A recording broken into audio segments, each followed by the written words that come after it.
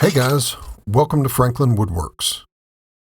I'm a member of a group called the Southern Woodworkers. It's a fantastic group of makers that live south of the Mason-Dixon line. We mostly hang out together on Facebook, but sometimes we have meetups, and we call those lollygags, and then we hang out in person. What makes this a great group is that we're all there to support each other.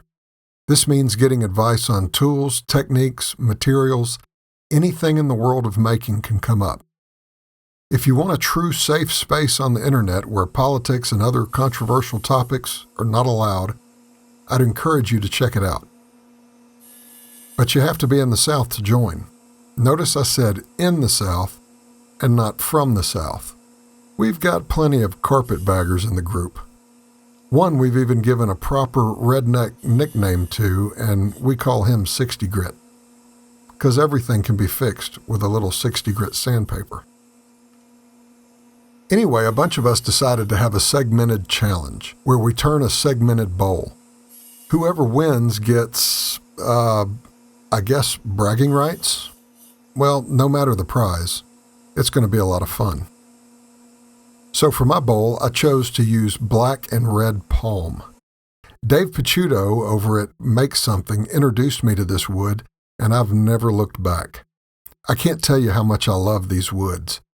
An interesting thing about these woods is that they have no growth rings, and the darker contrasting fibers are hard, but the lighter body of the wood is soft, and this can make working the wood very difficult. Sharp tools and proper cutting angles are a must, or serious tear out will happen. But the rewards of using this wood are worth the trouble. I cut out my segments using my wedgie sled, which will be the subject of an upcoming video if I can ever get around to it, and my magnetic stop block, which was the subject of a video I released last month. To glue the segments together, I used a gluing jig that allows me to insert dowels in a circular pattern in different sizes to accommodate different size rings.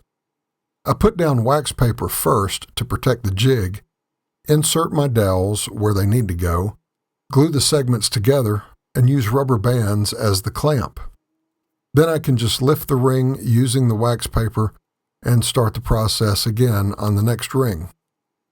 I used to use hose clamps to do this, but this jig makes it easier to keep the rings flat, and that saves me some sanding when it comes time to glue the rings together. So to glue the rings together, I made another jig with a center post so I can apply even clamping pressure across the rings for a nice glue joint. Before gluing, I just lightly sanded the rings on the belt sander to get rid of the glue squeeze out on the gluing surface. You probably can't see them, but on this jig, I drew rings in 1-inch increments so I can keep the rings centered. I'm using sapele for the base of the bowl, and since that's a solid piece, I can't use the ring gluing jig. So I do that glue up on the lathe and use the tailstock as the clamp. One of the downfalls of using a GoPro camera that is shaped like a cube is that sometimes you point it in the wrong direction. So while you're enjoying a shot of my ceiling, I'll tell you what I was doing. I discovered the best teacher on YouTube when it comes to turning bowls, and his name is Brendan Stemp. He has a technique he calls a floating ring, where he creates a trough near the rim of the bowl, then fills that trough with resin. You'll see what I'm talking about in a minute.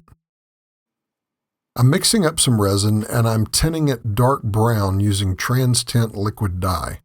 Once I get the color I want, I'm mixing in some brass shavings so the ring I create will have sparkles. At least that's what I'm hoping for. So now I'm filling the trough that you didn't see me make with the resin. Once that cures, I'll be ready to turn a bowl. Since I'm relatively new to turning, I learn a lot every time I turn on the lathe. And segmented turning, although not rocket science, has a learning curve with things I'm still trying to figure out. In this project, I learned about proper dimensions of the segments. I didn't learn it fast enough to be able to correct it, but I'll pass on something you should take into consideration when you're turning something with segments.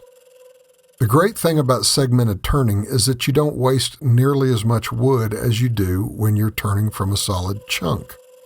In fact, a lot of my segmented turning is just using scraps. However, if you make your rings too skinny or with not enough width, you're limiting yourself on the shape you can make. Here you can see the size of my segments. When you put another segment on top of it, assuming the rings are different sizes, the overlap leaves me very little room to shape the curvature of the bowl. If I had made the segments wider, I would have been able to take more liberties with the shape of this bowl. But as I said, I learned this just a little too late. So I'll have to let the wood do all the talking on this project and not the shape of the bowl. Another thing I learned specific to turning black and red palm is that traditional turning tools may not be ideal. Recently, I had become pretty big-headed because I finally figured out the bowl gouge, and I knew that I would never go back to my inferior carbide turning tools. Well, I was wrong on that one. Because the black and red palm really don't have a grain in the traditional sense of the word, tear-out can be a big problem. I made sure my bowl gouges, and I have a Sorby and a Thompson, were super sharp, but getting a clean cut, no matter how light my cuts were, was just impossible. Turns out I had much better luck just going really slow with the carbide tools. If you get aggressive, expect disaster, but slow gave me good results.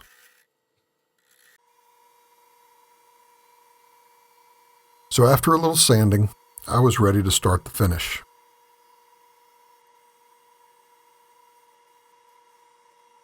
I decided to use a friction polish, even though this was a larger piece. It was a little difficult at first, but my technique got better the more I did it.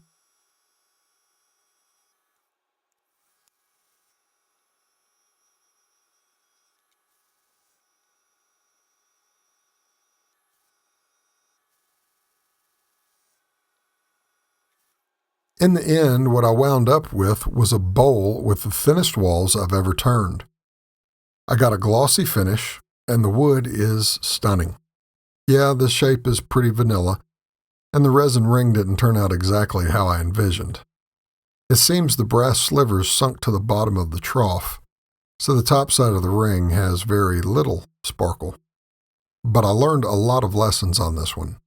Although I'm proud of it, I can't wait to do my next one, minus the things that didn't turn out so good. I'm going to leave a list of links below for everyone I've mentioned in this video, and a link to the Southern Woodworkers webpage. If you're in the South, we'd love to have you stop by our Facebook page. Search Facebook for Southern Woodworkers and you'll be sure to find us. Don't forget to like this video and subscribe to this channel. Thanks for watching, and there you go.